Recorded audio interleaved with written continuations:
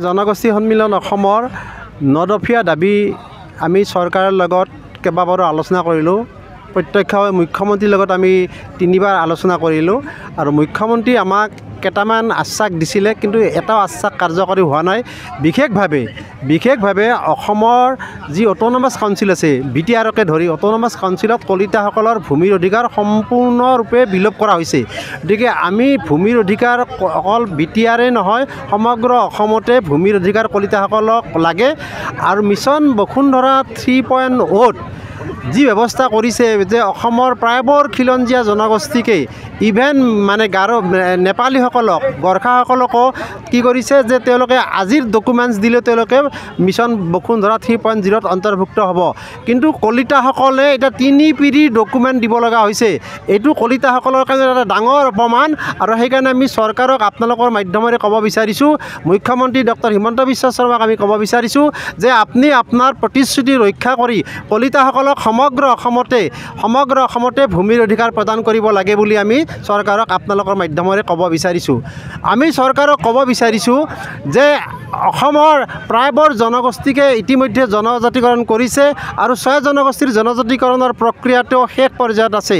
আমি কলিতাসকল হৈছোঁ অসমৰ আটাইতকৈ প্ৰাচীন ভূমিপুত্ৰ আৰু বৃহত্তম জনগোষ্ঠী। গতিকে কলিতাসকলক জনজাতিকৰণ কৰিব লাগিব আৰু সংবিধানৰ 6ষ্ঠ অনুসূচীত কলিতাসকলকো অন্তৰ্ভুক্ত কৰিব লাগিব বুলি আমি চৰকাৰক আপোনালোকৰ মাধ্যমেৰে আহ্বান জনাব বিচাৰিছোঁ। আৰু আজি এই ধৰ্ণাৰ জৰিয়তে চৰকাৰক আমি তেনেকুৱা এটা মেছেজ দিব বিচাৰিছোঁ যে কলিতাসকল কিন্তু বেছি দিন শুই নাথাকে। কলিতাসকল যেতিয়া জাগিব তেতিয়া কিন্তু অসমৰ ৰাজনীতি ওলট-পলট হৈ যাব। কাৰণ অসমৰ ৰাজনীতিৰ 18ৰ পৰা 20% কলিতাই নিয়ন্ত্ৰণ কৰে। 18ৰ পৰা 20% কলিতাই নিয়ন্ত্ৰণ কৰে।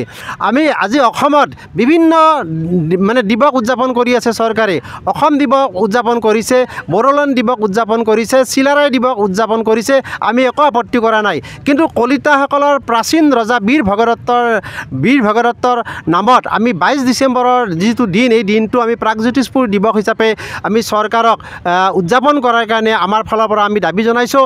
এইবেলিৰ পৰা আমি যোৱা 22 ডিচেম্বৰত আমি গুৱাহাটীত সমূহীয়াভাৱে এই দিৱসটো উদযাপন কৰিছোঁ। আৰু অহা বৰ্ষৰ পৰা অসমৰ প্ৰতিটো চুকে কোণতে 22 ডিচেম্বৰ তাৰিখটো প্ৰাগজ্যোতিষপুৰ দিৱস হিচাপে উদযাপন কৰা হ'ব। এই ক্ষেত্ৰত অৱশ্যে আমাৰ বিজেপিৰ অসম প্ৰদেশৰ সভাপতি ডাঙৰীয়াই কৈছে যে তেখেতে কৈছে অহা বৰ্ষৰ পৰা অহা 22 ডিচেম্বৰত বিজেপিৰ ফালৰ পৰাও প্ৰাগজ্যোতিষপুৰ দিৱসটো উদযাপন কৰা হ'ব আৰু চৰকাৰকো তেওঁ এই দিৱসটো উদযাপন কৰাৰ কাৰণে জোৰ দিব বুলি আজি 3 দিনমান আগতে তেখেতে প্ৰেছ মিটত কৈছে। ইয়াৰ কাৰণে আমি তেখেতক ধন্যবাদ জনাইছোঁ। আমি ক'ব বিচাৰিছোঁ যে কলিতাসকলৰ যিমানবোৰ সমস্যা আছে, এই জনজাতিকৰণৰ সমস্যা, 6ষ্ঠ অনুসূচীৰ সমস্যা, আৰু এতিয়া চৰকাৰখনে মন গ'লেই কি কৰি দিয়ে যে কোনোবা জনগোষ্ঠীক 1000 কোটি টকা, কোনোবা জনগোষ্ঠীক 5000 কোটি টকা, কোনোবা জনগোষ্ঠীক 200 কোটি টকা। আমিও চৰকাৰক কৈছোঁ যে অসমৰ কলিতাসকলৰ যি সমস্যা আছে, বিশেষকৈ আমি 4খন ক্ষেত্ৰ নিৰ্মাণ কৰাৰ কথা কৈছিলোঁ। এখন আমি গুৱাহাটীত কৈছিলোঁ যে বীৰ ভগদত্ত ক্ষেত্ৰ, এখন কুমাৰ ভাস্কৰ বৰ্মা ক্ষেত্ৰ, এখন মচলপুৰৰ নিকাচিত ইয়াতে আমি মাটি দখল কৰি থোৱা হৈছে, কিন্তু মাটিখিনি এতিয়ালৈকে নামজাৰি হোৱা নাই।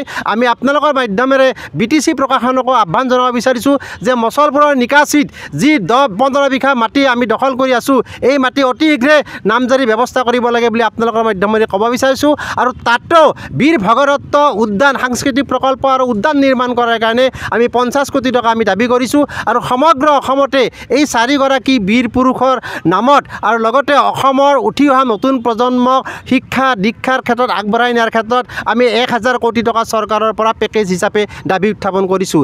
যদিও চৰকাৰে এই বিষয়কেইটা আমাক এই পঞ্চায়ত নিৰ্বাচন অৰ্থাৎ 4 বা 5 তাৰিখে পঞ্চায়ত নিৰ্বাচন ঘোষণা হ'ব, তাৰে আগতে যদি আমাৰ দাবীৰ সম্পৰ্কত চৰকাৰে একো বিহিত ব্যৱস্থা নলয়, তেতিয়াহ'লে অহা 8 এপ্ৰিলত আমি দিছপুৰ চলো কাৰ্যসূচী ল'বৰ কাৰণে আমি সিদ্ধান্ত গ্ৰহণ কৰিছোঁ।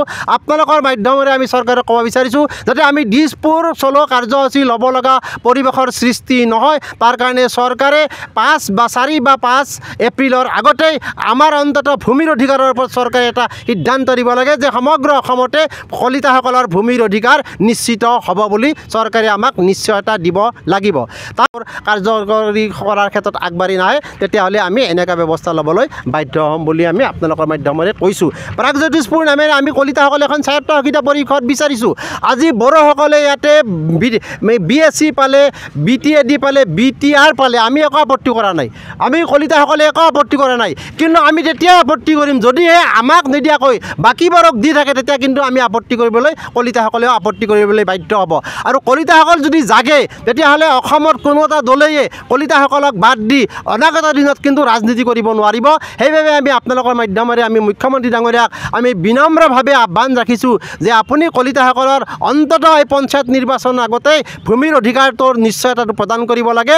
আৰু আমাৰ কাৰণে এই 4গৰাকী পুৰণা ব্যক্তিৰ কাৰণে আপুনি 4খন ক্ষেত্ৰ নিৰ্মাণ কৰাৰ ঘোষণা কৰিব লাগে চৰকাৰীভাৱে। ধন্যবাদ।